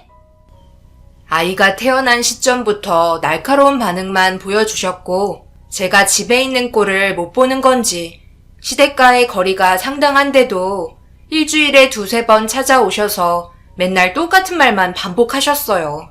일자리 알아보라는 말에 당연히 싫다고 얘기했는데도 자기 아들 혼자 벌어 먹이는 게 힘들다며 저를 걱정해주는 게 아닌 아들 걱정하는 말만 늘어놓기 시작했고 이 문제로 더 이상 참는 것도 한계가 있어 저녁에 남편과 진지한 대화를 이어나갔어요. 남편은 당연히 제 편을 들어주고 시모에게 당장 전화를 해서 잘못된 점에 대해 바로 잡아줄 거라 기대하며 그동안 힘들었던 점에 대해 얘기하기 시작했습니다. 그런데 제가 생각했던 거와 다르게 자기 엄마라고 되려 두둔하며 오히려 잘못을 하지 않았던 저를 꾸짖기 시작했어요. 정말 어이가 없었고 이해해보려 남편이 하는 말 천천히 들어봐도 전혀 납득이 되지 않더라고요. 그래서 결국 큰 소리가 오고 갈 정도로 심각하게 다투고 말았습니다. 그런데 남편 입에서 예상 밖의 말들이 튀어나오게 되었고 엄청난 충격을 받았네요. 네가 무슨 말 하는지 나는 충분히 알겠어. 그런데 우리 엄마가 틀린 말 한 것도 아니잖아. 그거야 내가 고생하니까 걱정돼서 하는 소리인데 그걸 그렇게 민감하게 받아들이면 앞으로 내가 어떻게 되겠어? 생각해봐. 당신 의견이랑 우리 엄마 의견이랑 차이가 너무 심하면 싸움밖에 더 나? 중간에서 나도 난처하고 그러니 어른의 말을 듣는 게 좋을 것 같아. 말을 들으라는 건 한마디로 지금 당장 일자리 알아보고 나가서 돈을 벌라는 말이잖아. 50일밖에 안 된 우리 아이보다 돈이 더 우선이라는 말이지? 당신은 내가 집에서 아이 보는 것조차 꼴 보기 싫었던 거야? 어떻게 나에 대한 배려는 하나도 없는 거지? 전부 다 가족이 화목했으면 하는 마음에 하는 말이지. 그걸 왜 이렇게 꼬아서 듣는 거야? 50일 정도 됐으면 괜찮은 거 아니야? 어머니 말대로 계획하는 게 모두에게 득이 되는 거야. 그러니 불만 가지지 말고 일자리 좀 알아보도록 해. 남편의 어이없는 말에 너무 화가 치밀어 올랐어요. 이제 막 태어난 아이를 친정에 맡겨두고 일을 하라는 자체가 용납할 수가 없었네요. 2~3살 됐으면 충분히 고려할 수 있겠지만 아직 몸도 온전치 않은데 얼마나 잘 먹고 잘 살겠다고 돈돈거리는지 이해할 수 없었습니다. 그래서 이 문제를 저희 부모님과 상의를 해봤고 당황하신 듯 말을 더듬으셨어요. 저희 친정 부모님이 아이를 봐주는 것도 어려운 환경이었기 때문에 말도 안 되는 상황이었어요. 두 분이서 식당에서 음식 장사하는데 아이를 들쳐매고 식당 일을 한다는 게 말도 안 되잖아요. 그래서 시모와 남편에게 다시 한번 상황을 설명하다가 결국 좋게 해결하려 했던 문제는 걷잡을 수 없을 정도로 커지게 되었고 결혼 초부터 남편과 싸워왔던 신뢰는 조금씩 무너지게 되었네요. 그렇게 냉전이 흐르던 어느 날 결혼한 뒤로 돈 관리는 제가 했었는데 갑자기 저에게 돈 얘기를 꺼내기 시작했고 앞으로 자기가 관리하겠다며 이해할 수 없는 말을 늘어놓기 시작했어요. 당신이 결혼 이후 내가 받은 월급 관리하겠다고 해서 못마땅해도 여자가 관리하는 게 좀 더 꼼꼼할 줄 알았는데 생각보다 나가는 돈이 더 많은 것 같네. 관리도 잘 안 되는 것 같고 당신이 하나 내가 하나 어차피 똑같을 것 같네. 그래서 하는 말인데 이 시간 이후로 생활비 다 쓰도록 해. 불만 같은 거 있으면 지금 이 자리에서 말하고. 불만? 지금 나랑 장난해? 갑자기 왜 당신이 관리하겠다는 건데? 그리고 나가는 돈이 당연히 많아진 거 아니야? 당신이 버는 월급으로 한 달에 뭐뭐 나가는 줄 알고는 있는 거야? 생활비에 대출비만 따져도 절반 이상이 날아간다고. 그리고 당신은 용돈도 꼬박꼬박 챙겨가잖아. 나는 어떻게 해서든 조금이라도 아끼고 남은 금액 저금하려고 하는데 꼼꼼하지 않다고? 정말 해도 해도 너무하네. 그래 알겠어. 당신이 얼마나 잘하는지 볼 테니까 한번 관리해봐. 돈 관리가 얼마나 어려운지도 모르는지 여기저기 나갈 곳이 한두 군데도 아닌데 모든 걸 자기가 알아서 한다는 말에 남편에게 넘기게 되었어요. 그런데 자기가 잘하겠다고 소리치더니 카드값이며 관리비에 월세, 대출 등등 매달 빠져나가야 할 금액을 처리하지 않아 남편이 관리한 다음 달부터 문제가 생기기 시작했어요. 되려 손이 더 많이 가게 되었고 사소한 거 하나부터 10까지 전부 신경을 쓰게 되면서 스트레스는 최고조로 올라오게 되었고 결국 다시 원상태로 돌려놓으려 한 순간 남편에게 충격적인 말을 듣게 되었습니다. 월급을 받자마자 전부 지출했다며 남아있는 돈이 없다고 하길래 전부 어디 갔냐고 물어보자 시모가 돈이 급하게 필요해 잠시 빌려주게 되었다며 결혼 이후 한 번도 용돈도 드리지 못해 마음 한편이 항상 무거웠다는 정신나간 소리를 하길래 비명을 지르며 난리를 치게 되었네요. 지금 나랑 장난하는 거야? 그럼 월급 받은 금액 전부를 드렸다고? 그럼 당장 우리 해결해야 할 문제들은 어떡하라고? 다음 달 돼서 메꾸면 되는 거지. 뭐가 그리 큰 문제라고 이리 호들갑이야. 한 달 밀린다고 해서 큰 지장 없다고. 그만하고 저녁이나 차려줘.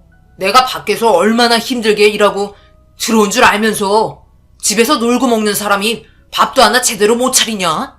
내가 퇴근하는 시간이 들쑥날쑥한 것도 아닌데 왜 이렇게 시간대를 못 맞추는 거야? 지금 나한테 호들갑 떤다고 했어? 우리가 없는 형편에 시작한 거 어머님도 알고 있는데 월급 받은 전부를 죄다 드렸다고? 내가 지금 제정신이겠어? 그리고 한 달 밀리면 뒤치다거리 누가 할 건데 내가 전화 오는 거 다 해명해야 되는 거잖아. 당신 나한테 말 함부로 하면 안 되는 거 아니야? 지금 나한테 뭐라고 그랬어? 놀고 먹는다고? 당신이 아이 기저귀 한 번을 갈아줘 봤어? 시도 때도 없이 불규칙하게 칭얼거리며 떼쓰는데 어떻게 일일이 제 시간 맞춰서 밥을 차려줘? 애가 없을 때랑 있을 때랑 모든 게 바뀌었다는 거 몰라? 안 되겠다. 내가 당장 어머님한테 전화해서 돈 돌려받아야 할 것 같아. 생각 없는 시모와 남편의 행동에 화가 치밀어 올라 시모에게 전화를 걸었고 제 전화를 분명히 봤을 텐데 받지 않길래 계속해서 전화를 걸자 보고 있던 남편이 핸드폰을 뺏어 들곤 저녁밥이나 차리라고 하길래 알아서 차려 먹으라고 큰소리친 뒤 칭얼거리는 아이 안고 방으로 들어갔습니다. 결혼 전에는 전혀 몰랐던 남편과 시모의 성격이 저를 더 난감하게 만들었습니다. 거실에서 투덜거리며 자기가 뭘 잘못했는지 전혀 인지하지 못하길래 눌러왔던 감정과 불만들이 터져 올라오면서 결국 눈물이 쏟아지고 말았어요. 남편에게 돈 관리는 제가 한다고 얘기했지만 단호하게 거절하였고 앞으로 어떻게 살아가야 할지 미래의 그림조차 그려지지 않았어요. 이렇게 사는 건 도저히 아닌 것 같아 다음날 아기 들쳐매고 시댁집으로 향했습니다. 제가 올 거라고는 전혀 예상하지 못했는지 당황스러운 눈빛으로 저를 바라보길래 긴 말하지 않고 손부터 내밀며 가져가신 돈부터 다시 달라고 얘기하자 벌써 다 썼다며 몸을 돌리셨고 손이 부들부들 떨리며 저를 등진 시모의 머리채를 잡고 흔들고 싶은 충동적인 마음이 내면 깊숙한 곳에서부터 솟구쳐 오르기 시작하려던 찰나 아버님이 안방에서 뒷짐지며 저를 빤히 쳐다보며 나오셨어요. 그러고 있지 말고 일단 들어와서 얘기하자. 전화로 하면 되지. 먼 곳까지 힘들게 와선 동네 떠나갈 정도로 소리치면 어른을 대하는 예의에 벗어나는 행동이라고 생각되지 않니?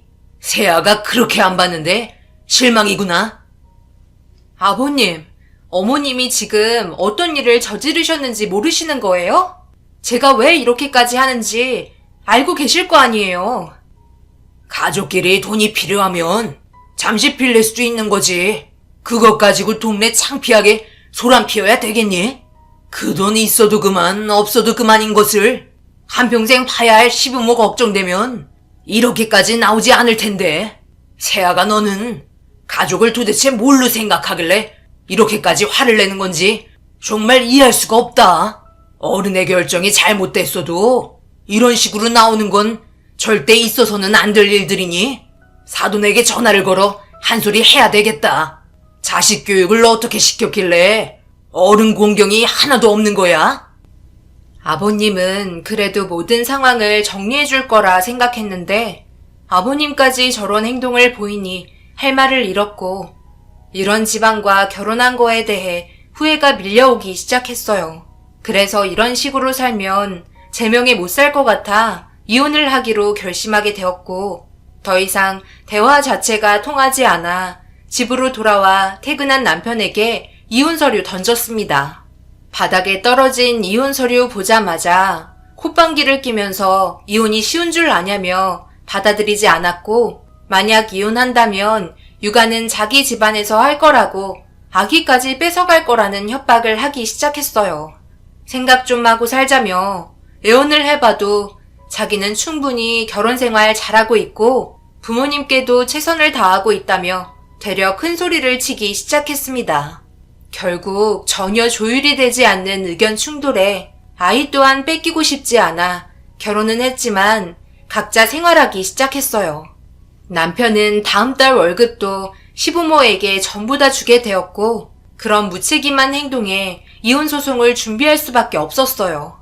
자기들이 생각해도 불리한 조건이 많다고 생각했는지 손해는 안 보려고 한 발 물러나기 시작하더라고요. 이혼 소송으로 인한 위자료에 아이에게는 아직 엄마의 자리가 필요하기 때문에 양육 수당도 줘야 하니까 그런 부분들이 전부 손해로 느껴지게 되면서 시부모님의 입김에 경제권은 다시 저에게 돌아오게 되었습니다. 그렇게 다음 달 월급은 그동안 메꾸지 못했던 곳으로 전부 지출하게 되면서 벨트를 졸라매야 했어요. 빌려가신 돈은 언제 주냐고 물어보니 나중에는 말만 반복하시지 돌려주실 생각은 전혀 없으셔서 포기하며 지내왔었습니다. 그 뒤로 제 딸만 아니었어도 벌써 이혼하고 끝내버렸을 텐데 자식이 뭐길래 그래도 아빠 없는 딸로 낙인 찍히게 하고 싶지 않아 꾹꾹 눌러 참았습니다. 그렇게 남편과 저는 각자의 위치에서 해야 될 일만 하며 선을 긋고 지내게 되었어요. 그냥 한 지붕 아래 같이 사는 사람이지 미래를 약속하며 검은 머리 팥불이 될 때까지 살 거라곤 생각하지 않았습니다. 그만큼 남편에 대한 신뢰도 바닥나게 되었고 남편도 더 이상 저를 아내로 생각하지 않는 것 같았어요. 그렇게 시간이 흘러 각자 해야 할 일만 하며 살던 어느 날 동네에서 어느 정도 친한 지인이 새벽 배송이라는 일을 하는데 수입이 꽤 짭짤한 것 같더라고요. 조용한 시간이고 일거리도 많지 않아 부수입을 올리기에는 괜찮은 직업 같았어요. 그리고 새벽 배송하던 지인도 제 딸과 비슷한 나이인데 남편이 집에서 아기를 봐준다고 하길래 새벽에 잠깐 하는 거니 괜찮을 것 같아 좋은 기회 놓치고 싶지 않아 남편에게 말을 걸었어요. 그리고 새벽 배송 일에 대해 설명을 하기 시작했고 어찌됐든 일을 한다고 하니 싫은 표정보단 반기는 표정이었고 의논 끝에 새벽 배송 일을 하게 되었습니다. 차량은 남편 차로 움직이면서 제가 할 수 있을 정도의 물량만 받아 처리해 나가기 시작하자 꽤 짭짤한 부수입이 생기기 시작했고 일하는 능률도 점점 올라가기 시작하면서 안정적인 수입을 벌어들이기 시작했습니다. 시간을 최대한 활용하면서 벌 수 있는 직업이라 정말 마음에 들었어요. 그렇게 아침이 되면 남편은 출근을 했고 아기가 낮잠을 잘 때 저도 잠깐 눈을 붙이며 불안했던 가정 환경이 점점 안정권을 되찾는 게 눈에 보일 정도로 좋아지길래 제 마음도 점점 풀어지게 되었어요. 그런데 사람은 정말 신기하게도 마음의 여유가 생기면 잡생각을 많이 하게 되는지 과거에 한번 난리가 났으면서 또 똑같은 실수를 저지르려 했어요. 당신 지금 일한 지 1년이 넘어서 그런지 능률도 많이 올랐고 안정적인 수입도 생기니 좋긴 한데 나는 아직까지 마음이 편치 않네. 우리 부모님이 계속 마음에 걸려서 말이야. 돈 많이 벌면 뭐해? 부모님 용돈은 쥐꼬리만큼 드리는데. 뭔가 단단히 착각하고 있는 것 같은데 당신이 그토록 사랑하시는 시부모님께만 용돈 드리고 있는 거 알아? 결혼 이후 한 번이라도 우리 집안 생각해 본 적 있어? 지금까지 말만 꺼내면 당신 부모님 생각만 하잖아. 사람이 왜 이렇게 이기적이야?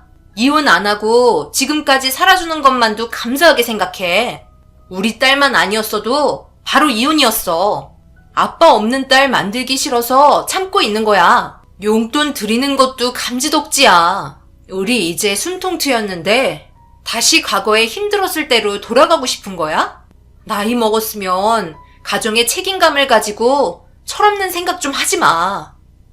그러니까 당신 말은 우리 부모님 용돈 올려드리지 않겠다는 말이네. 부모님이 각각 월 50씩 받는 거 부족하다잖아. 월 100씩 올려줘. 안 그럼 다시 예전처럼 돈 관리 내가 할게. 당신이 내 월급 절반 이상 벌고 있으니 그렇게 할 수 있잖아. 꼴랑 300 벌어서 100씩 드리면 우리가 해결해야 할 것들 어떻게 하려고?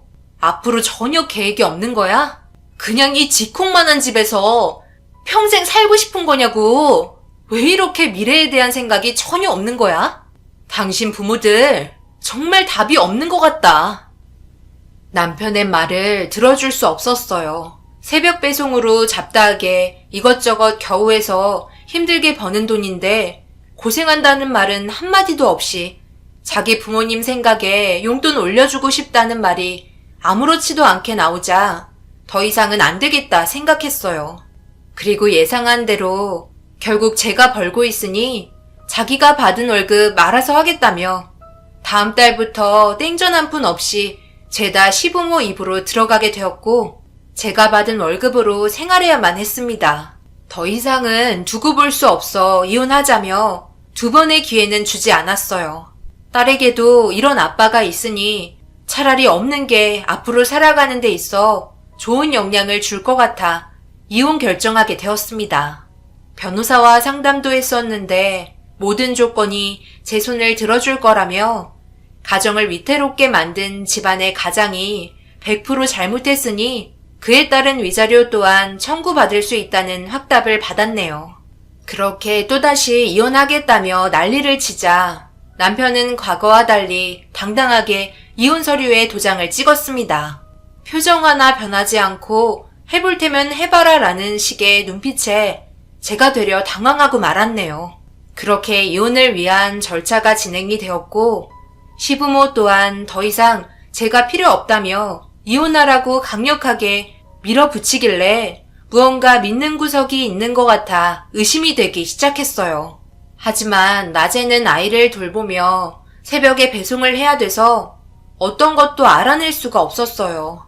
그렇게 이혼 절차를 밟는 도중에도 저는 열심히 2발로 뛰며 일을 하고 있었어요.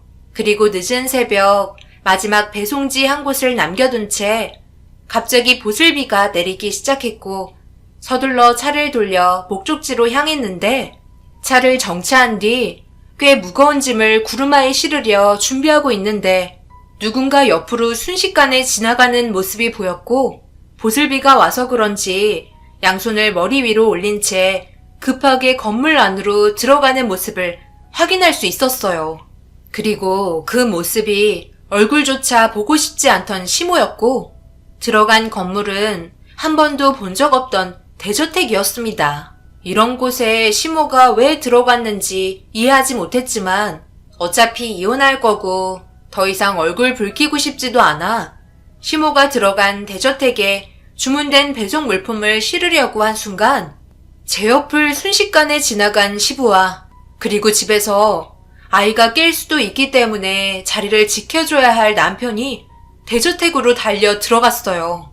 1년 정도 되었을 당시 탑차를 대출받아 구매했었기 때문에 더 이상 남편 차를 몰지 않았었는데 남편이 차에서 시부와 함께 내려 대저택으로 들어가는 걸 두 눈으로 보게 되자 엄청난 불안감이 몰려오게 되었고 집에 있는 아이가 걱정돼 앞뒤 보지도 않고 차를 돌려 급하게 집으로 달려갔어요.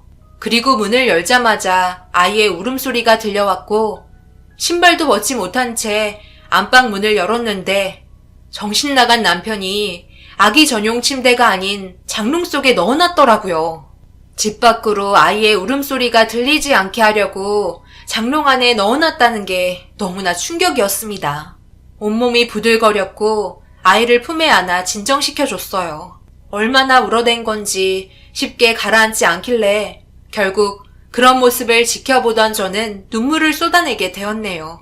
시간이 어느 정도 지나자 아이는 다시 잠이 들었고 그놈들을 절대 용서할 수 없었어요. 지난 일들을 생각해보니 어느 순간부터 퇴근해서 집에 들어오면 아이의 눈에 눈물이 맺혀 있었는데 제가 퇴근하기 전에 미리 와서 아이를 진정시킨 뒤 다시 잠이 들게 만든 거였고 저는 그런 모습을 보며 잠시 칭얼거린 거라고 생각한 거였죠. 그런데 이런 충격적인 상황을 보게 되니 말문이 막히고 시댁 식구들이 도대체 왜 대저택으로 허겁지겁 들어간 건지 도저히 이해할 수 없었습니다. 그래서 진정된 아이를 품에 안은 채 차 시동을 걸어 미처 배송하지 못한 물건을 가지고 목적지로 향했어요. 다행히도 비는 그쳤기에 아이를 등에 업고 물건을 내리는데 박스가 많이 젖어 있었는지 살짝 찢어져 있길래 조심히 내리려 하는 순간 봉해져 있던 테이프가 반쯤 떨어지게 되었고 구루마에서 내려 저택으로 걸어가자 박스가 옆으로 굴러 떨어지면서 반쯤 붙어있던 테이프마저 떨어지면서 안에서 나온 내용물은 충격적이게도 온갖 아기 용품들 뿐이었네요. 젖병부터 시작해서 아이한테 필요한 기초적인 것들이 정말 많이 들어있었어요. 그리고 온 동네가 울려 퍼질 정도로 우렁찬 아이의 울음소리가 저택 안에서 들려오기 시작했었고 떨리는 마음으로 반쯤 열려있는 대문을 들어가니 급하게 들어갔는지 현관문도 열려있더라고요. 넋이 나간 표정으로 저택 안으로 들어가게 되었고 계속해서 울려 퍼지는 아이의 울음소리가 들리는 곳으로 발걸음을 옮기는 순간 엄청난 광경을 목격하고 말았습니다. 아이를 안고 있는 사람은 다름 아닌 남편이었고 주위를 둘러싼 사람은 시부모였어요. 그리고 시모가 누군가에게 돈을 쥐어주는 순간 믿을 수 없는 일이 벌어진 걸 알 수 있었습니다. 다른 여자를 통해 아이를 가진 거였고 그 아이가 아들이라는 걸 알 수 있었어요. 지금 이게 뭐 하는 거죠? 설마 지금 저 여자를 통해 다른 아이를 낳은 거예요? 제가 딸을 낳아서요? 지금 뭐 하는 짓이냐고요? 네가 여길 어떻게 알고 온 거야?